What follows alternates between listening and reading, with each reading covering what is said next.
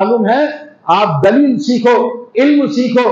बगैर एजुकेशन के कोई आदमी किसी को कोई काम करने नहीं देता। इलेक्ट्रिशियन को काम जानता है तब काम हम देते हैं, बिल्डिंग बनाने का काम जानता है तो उसको हम काम देते हैं। आप मुसलमान हैं, ना आपके अंदर इल्म है, ना कोई आपके अंदर जिंदगी है, तो आप क्या काम कर सकते हैं? कुछ नहीं कर सकते। अपने ईमान को भी बर्बाद करके दूसरों को भी बर्बाद कर देते हैं। इसलिए इल्म हासिल करना, कुरान और सुन्नत का, उन छोटी छोटी बातों को याद करना, एहतमाम करना, फिक्र करना। गाने इतने याद हैं और सियासी बॉलीवुड हॉलीवुड के लोगों को आप याद रखते हैं, फला चीजों को याद रखते हैं, रिश्तेदारों को, बच्चों को, सबको याद रखते हैं। अल्लाह के दीन की 4 बातें आपको याद नहीं होती। कैसा हमारा दिमाग है। तो हमें चाहिए कि हम अपने आप को संभालें और इल्म हासिल करें। जब तक इल्म नहीं आएगा आप जिंदा नहीं, मुर्दा कौम है। और मुर्दा कौम को ले जाके लोग ढकेल देते हैं, कोई जला देता है, कोई खड्डे में डाल के बंद कर देता है। ऐसे ही ये मुसलमान मुर्दा कौम है, इसलिए इसको कोई भी आगे नहीं बढ़ाता, सब पीछे ढकेल देते हैं। ला इलाहा इल्लल्लाह। आज जरूरत है दावत की।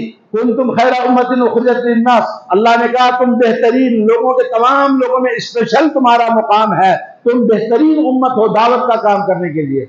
वलतकुम मिनकुम उम्मतुन यदऊना इलल खैर। और तुम में से लोग दावत का काम करने के लिए जमात हर जगह होना चाहिए।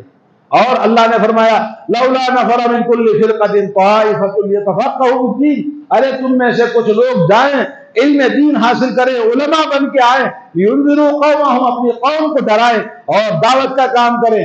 दावत का काम जब तक नहीं करेंगे हमारी तबाही बर्बादी हमारे सरों में मंडराती रहेगी। कहीं बुलडोजरों से मस्जिदें गिराई जाएगी, घरों को गिरा दिया जाएगा, कहीं पकड़ धक्कड़ होगी, कहीं इस्मतदरी होगी। इज्तिमाई तौर पर हमारी खवातीन ला इलाहा इल्लल्लाह पढ़ने वाली खवातीन की इस्मतदरी होगी, तमाशा देखते रहोगे। इसलिए कि तुम्हारे अंदर ना हिम्मत है, ना जुर्रत है, ना कोई एहसास है, बेशऊर जिंदगी गुजारते हो। ला इलाहा इल्लल्लाह के लिए खड़े हो जाओ, फिक्र करो, सोचो, वरना आज से 10 साल और 20 साल के बाद में ये मस्जिदें नहीं रहेंगी, ये मुकाम नहीं रहेगा, ये मुसलमान नहीं रहेंगे। जैसे आज हमारा नया जनरेशन हमें बता रहा है कि उनका फ्यूचर कितना ब्याड है और कितना ब्लैक है।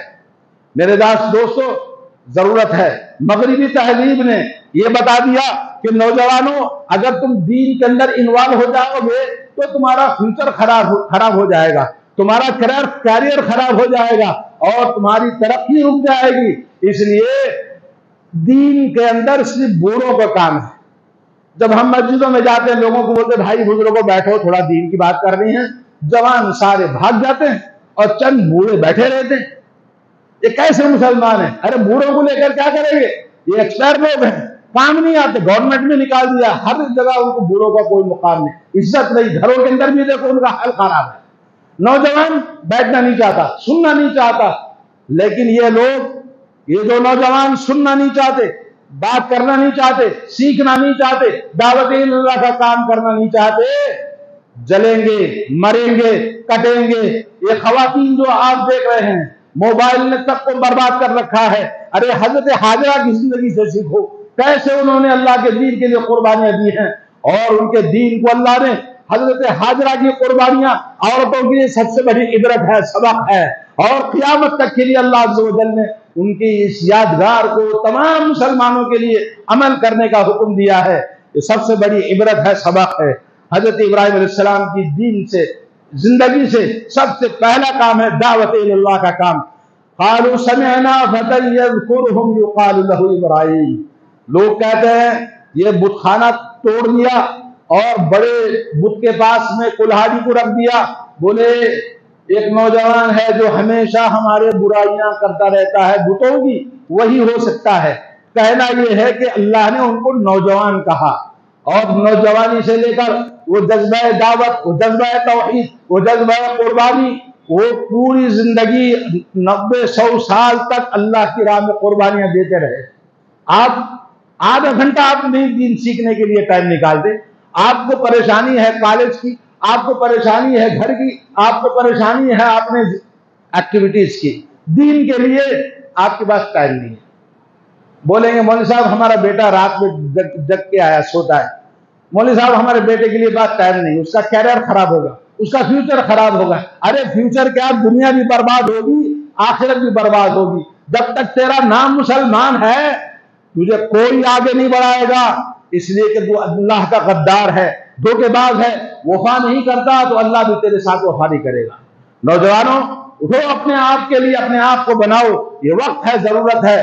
آج دوسری قوموں نے آپ کے لیے کیا پلان کیا، کتنے آرگنائزیشن ہیں، کتنے جماعتیں ہیں، کتنے لوگ ہیں، کتنی جرات اور ہمت کے ساتھ آپ کے خلاف کام کر رہے ہیں، اور آپ کیا کر رہے ہیں؟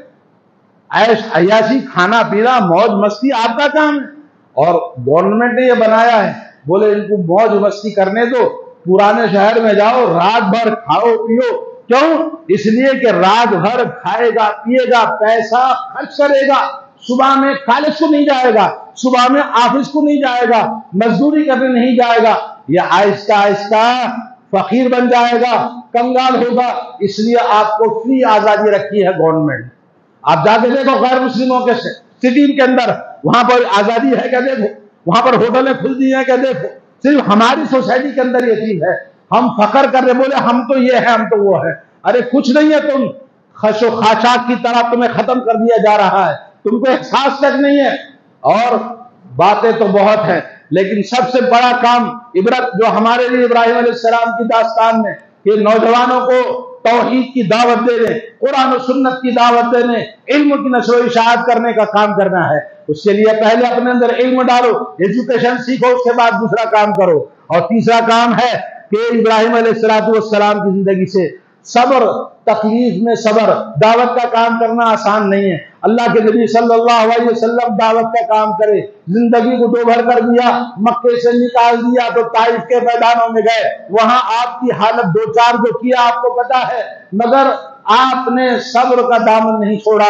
جبریل علیہ السلام آئے، پہاڑوں کے فرشتے بھی آئے، بولے حکم کرو سرکار، آپ کی تکلیف کو ہم دیکھ نہیں سکتے. کہا نہیں، میں صبر کروں گا، اللہ اس قوم کے آنے والی نسلوں کو مسلمان بنائے گا. میرے دوستو، دعوت کے کام میں لوگ تانے دیں گے، تکلیفیں دیں گے، ماریں گے.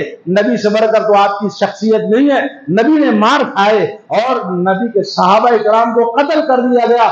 حضرت زنیرہ، حضرت سمیہ، حضرت عمار ابن یاسر، کہا آل یاسر صبر کرو، تمہارے لیے جنت ہے. ارے مومن کے لیے دنیا کی عیش و عشرت نہیں ہے، یہی تم عیاشی کر لو گے تو جنت میں کہاں جاؤ گے؟ جنت میں جانا ہے تو صبر کرنا، دعوت کا کام کرنا ہے. اللہ تعالی ہم سب کو توفیق عطا فرمائے. لیس علیک ھداھم ولکن اللہ یہدی من یشاء. سورہ بقرہ آیت نمبر 272. اللہ نے فرمایا اے نبی صلی اللہ علیہ وسلم، آپ دعوت کا کام کرو، رہنمائی کرو، ہدایت دینا آپ کا کام نہیں. اللہ تعالیٰ جس کو چاہتا ہے ہدایت دیتا ہے. نبی کی زبان سے بڑھ کر کس کی زبان ہے؟